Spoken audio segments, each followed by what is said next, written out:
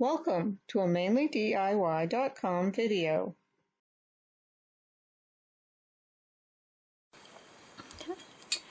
So let's pretend this is a head, and if you have one of these masks that have these ear straps, you're going to pretend that's your ear. After a while, that's going to chafe in there.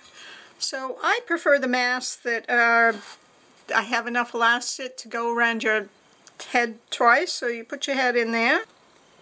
So I'd put this on my head, I'd bring this one that's down closer to my neck, and I'd put that probably right on top of my head, and this piece would be down by my neck. I could tie another knot in that to make it a little smaller if I needed to, but you really can get a good position with this and get a nice tight seal.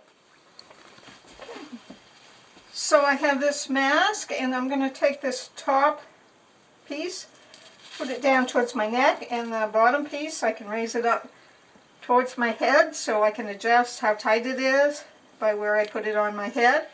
And of course, if it was way too loose, I'd just tie a knot in there and make it tighter. But this is a good way to adjust it. So I got a nice tight fit. I've got my nose piece. I can adjust these by where they are on my head. Works really well.